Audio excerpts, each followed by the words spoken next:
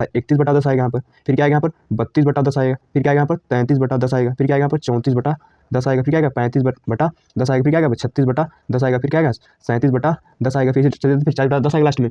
बोला 3 और 4 भी 6 परिमेय संख्या आती है ना, गिन लीजिए 1 2 3 4 5 6। सो यहाँ से यहाँ तक हो गया अभी 6 परिमेय संख्या, ठीक है। सो हम पूर्ण संख्या के नीचे 1 लगा सकते हैं ना, बिल्कुल लगा सकते हैं। अब जो भी बटे के रूप में लिखी रहती है जहाँ नीचे 0 ना हो वो परिमेय संख्या होती है, पढ़ा था। अतः प्रत्येक पूर्ण संख्या परिमेय होती है, लेकिन प्रत्येक परिमेय संख्या पूर्ण संख्या नहीं होती। ये क्या है? असत्य है। क्या ये? असत्य है। सो प्रश्नावली 1.1 का पहला क्वेश्चन दिया है, क्या शून्य एक परिमेय संख्या है? क्या इसे आप p/q के रूप में लिख सकते हैं, जहाँ p और q पूर्णांक है और q नॉट इक्वल टू 0। सो समझते हैं अच्छा परिमेय संख्या क्या होती है, ठीक है। सो परिमेय संख्या क्या होती है? परिमेय संख्या, अच्छा परिमेय संख्या क्या होती है? कोई भी संख्या जिसे आप बटे के रूप में लिख सकें, ठीक है। 3/5, 7/2, -3/2, ये सब क्या होती है? परिमेय संख्या, ठीक है। तो बोल रहा है क्या शून्य एक परिमेय संख्या है? क्या शून्य एक परिमेय संख्या है? हाँ बिल्कुल है। अच्छा क्यों परिमेय संख्या है? क्योंकि हम 0, अच्छा देखिए शून्य लिखा है ना 0, क्या मैं 0/1 लिखता हूँ? हाँ बिल्कुल लिखता हूँ, क्योंकि अगर आप 0 में 1 से भाग देंगे 0 ही आएगा ना यहाँ पर। अगर लिखा 0/2, ये भी एक परिमेय संख्या है ना, क्योंकि परिमेय संख्या होती क्या है? जिसे हम बटे के रूप से, जिसे हम p/q के रूप में लिख सकते हैं, ठीक है। परिमेय संख्या की परिभाषा क्या है कि वे सभी संख्याएं जिन्हें हम p/q के रूप में लिख सकें, और ठीक है, और q नॉट इक्वल टू 0, मतलब जो नीचे लिखा है ना बस ये 0 ना होना चाहिए, ठीक है। नीचे 0 नहीं होना चाहिए, ठीक है। देखिए बटे रूप में लिख दिया और नीचे 0 भी नहीं, देखिए हम 2 कहाँ 0 है? 0 नहीं है ना यहाँ पर। ये लिखा 0/9, देखिए बटे के रूप पहली बार है, हाँ बिल्कुल है।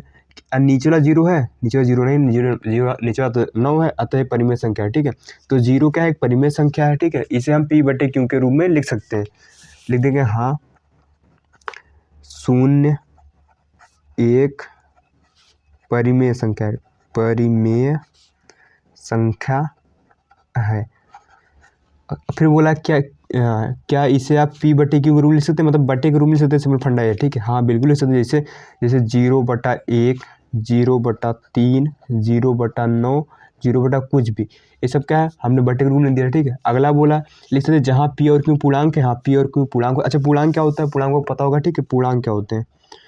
पूर्णांक, सो पूर्णांक देखिए, पूर्णांक देखिए माइनस अनंत से क्या होते हैं? प्लस अनंत तक होते हैं, ठीक है। 0 सहित प्लस अनंत तक होते हैं, ठीक है। हाँ भी चलता रहेगा, मतलब कोई भी संख्या लीजिए। -10 क्या एक पूर्णांक है, -20 क्या एक पूर्णांक है, -3 क्या एक पूर्णांक है, ठीक है। -7 क्या एक पूर्णांक है, 2 क्या है पूर्णांक है, 15 क्या है पूर्णांक, ये सब पूर्णांक होते हैं, ठीक है।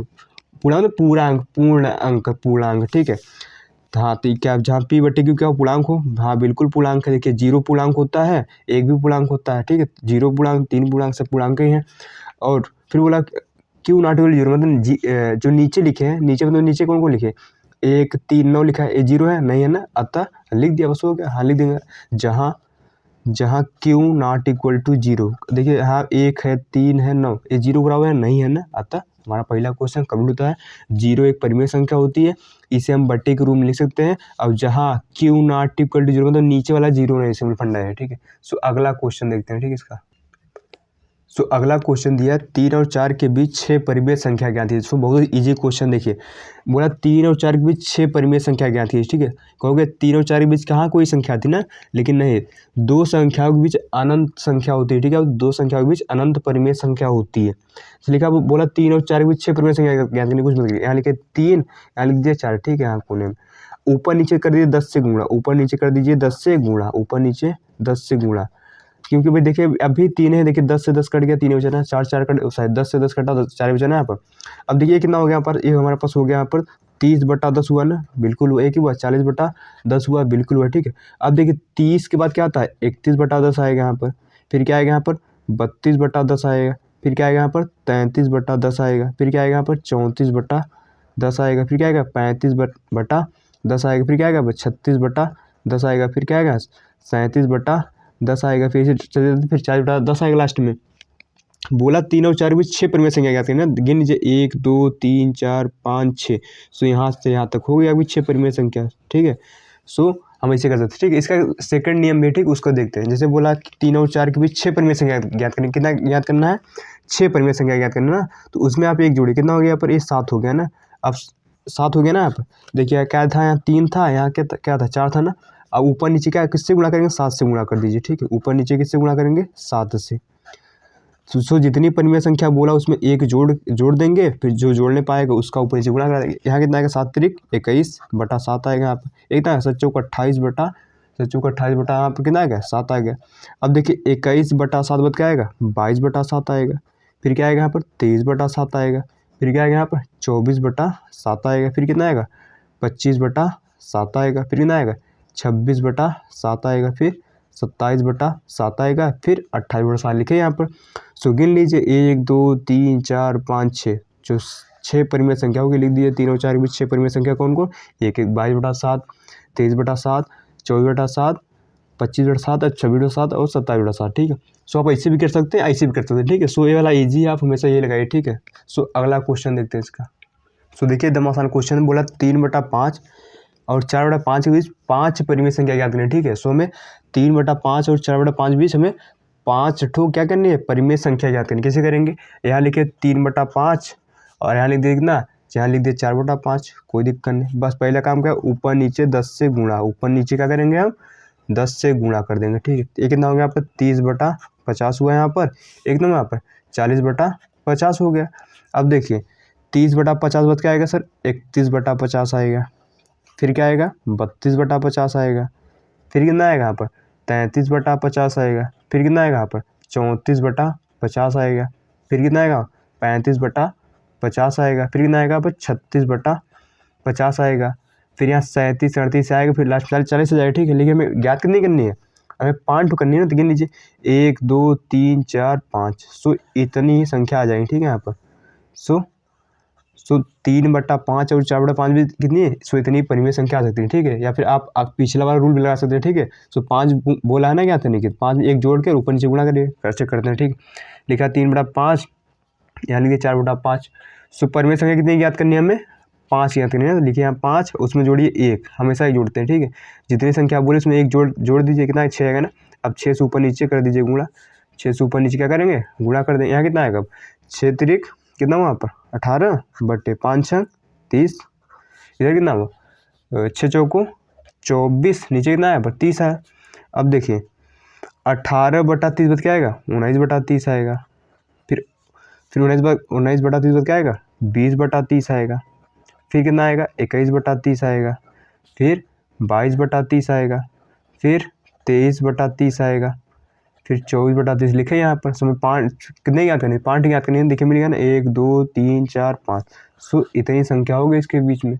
सो आप चाहे ए नियम लगाए तब भी सही, ए नियम लगाए तब भी सही। ठीक है। सो आप कोई सा भी नियम लगा सकते हैं। ठीक है। सो एकदम ईजी क्वेश्चन। ठीक है। सो इसका अगला पार्ट देखते हैं। ठीक है। अगला क्वेश्चन। सो अगला दिया नीचे दिए कथन सत्य हैं या असत्य, कारण साथ में उत्तर दीजिए। ठीक है। सो पहला दिया है प्रत्येक प्राकृतिक संख्या पूर्ण संख्या होती है। सो मैं बताना है सत्य है का सत्य। ठीक है। अच्छा प्राकृतिक संख्या क्या होती है, ठीक है, प्राकृतिक संख्या। अच्छा प्राकृतिक संख्या को एन से लिखते हैं, किससे, एन से। तो प्राकृतिक संख्या होती क्या है सर, एक से, कहाँ से, एक से अनंत तक, 1 2 3 4 5 ऐसे चलती रहती है। ठीक है। ये सब क्या होती है प्राकृतिक संख्या। ठीक है। ऐसे चलती रहती है। अच्छा पूर्ण संख्या क्या होती है, पूर्ण संख्या को होल नंबर बोलते हैं। ठीक है। इसको डब्ल्यू से लिखते हैं। ये क्या होती है सर, इसमें जीरो होता है, 0 1 2 3 4 5 ऐसे चलती रहती है। ठीक है। मतलब कहीं से एक से शुरू होती है प्राकृतिक संख्या, और जो पूर्ण संख्या वो 0 शुरू होती है। ठीक है।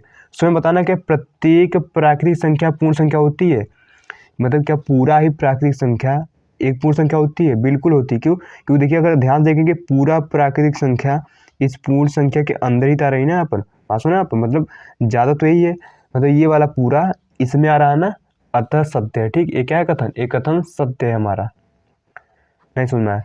देखिए पूरा जो प्राकृतिक संख्या है इस पूर्ण संख्या के अंदर ही आएगा, अतः हमारा कथन क्या है, सत्य है, क्योंकि प्रत्येक प्राकृतिक संख्या पूर्ण संख्या के अंदर ही आती है। ठीक है। अतः पहला कथन सत्य है।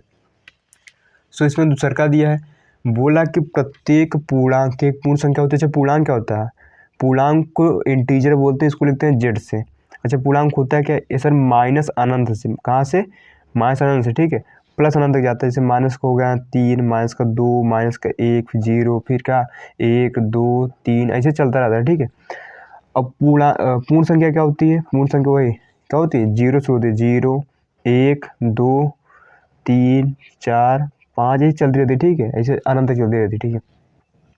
तो बोला प्रत्येक पूर्णांक, मतलब पूरा ही पूर्णांक, पूरा ही पूर्णांक, प्रत्येक पूर्णांक। ठीक है। प्रत्येक पूर्णांक एक पूर्ण संख्या होती है, मतलब ये पूरा क्या इसमें कहीं दिखता है? देखिए इसमें माइनस भी है, इसमें कहीं माइनस है? नहीं है ना, क्योंकि प्रत्येक पूर्णांक में -3 भी आएगा, -2 भी आएगा, -1 भी आएगा। क्या इसमें -3, -2, -1 है? नहीं है ना। इसमें 0, 1, 2, 3, 4 है, बट बोला सर प्रत्येक, मतलब प्रत्येक में कोई भी, ठीक है, मतलब जैसे -3, -10 भी इधर आएगा, क्या इसमें है? नहीं है ना। अतः ये क्या असत्य है, असत्य है, क्योंकि प्रत्येक पूर्णांक पूर्ण संख्या में नहीं आता, लेकिन प्रत्येक पूर्ण संख्या पूर्णांक में आती है। पास में ना आप। सो इससे अगला क्वेश्चन देखते हैं। सो इसमें अगला दिया है, ये बोला कि प्रत्येक परिमेय संख्या एक पूर्ण संख्या होती है।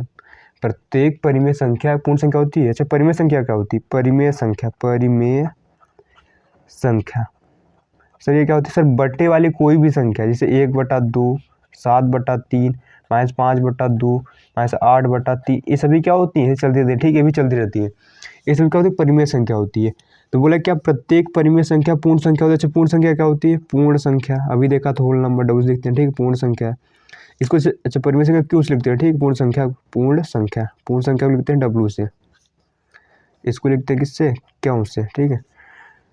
अच्छा, पूर्ण संख्या कब होती है? 0, 1, 2, 3, 4, 5, ये चलती रहती है अनंत तक। अब समझिए क्या बोला है? बोला कि प्रत्येक परिमेय संख्या मतलब पूरी ही परिमेय संख्या, पूरी परिमेय में कोई पूरी परिमेय संख्या मतलब कुछ भी ले सकते हैं आप, 7/3, -5/2, 8/3 या फिर 1/2, कुछ भी, ठीक है। तो बोला प्रत्येक परिमेय संख्या एक पूर्ण संख्या होती है। अच्छा, आप ध्यान से देखिए, इसमें बट्टे वाली सभी संख्या है ना, क्या इसमें बट्टे वाले आया एक भी है? नहीं ना। अतः प्रत्येक परिमेय संख्या पूर्ण संख्या नहीं होती, ठीक है, जबकि प्रत्येक पूर्ण संख्या परिमेय संख्या होने सुना। हम पूर्ण संख्या के नीचे 1 लगा सकते हैं ना, बिल्कुल लगा सकते हैं। जो भी बटे के रूप में लिखी रहती है, जहाँ नीचे 0 ना हो, वो परिमेय संख्या होती है, पढ़ा था। अतः प्रत्येक पूर्ण संख्या परिमेय होती है, लेकिन प्रत्येक परिमेय संख्या पूर्ण संख्या नहीं होती। ये क्या है? असत्य है। क्या है ये? असत्य है। नहीं समझ में आया? देखिए इसमें 7/3 है, -5, इसमें कहीं दिख रहा है -7/3 या 7/3 या फिर कुछ भी बटे वाला फॉर्म नहीं दिख रहा है ना यहाँ पर। अलग है, बात अलग है, यहाँ सबके नीचे एक तो सबके नीचे होता है, ठीक है। अतः प्रत्येक परिमेय संख्या पूर्ण संख्या नहीं होती है। अगर यह बोला होता है कि प्रत्येक पूर्ण संख्या परिमेय संख्या होती है, तब होती है पक्का, ठीक है। सो अगली वीडियो में अगला क्वेश्चन देखते हैं, ठीक है।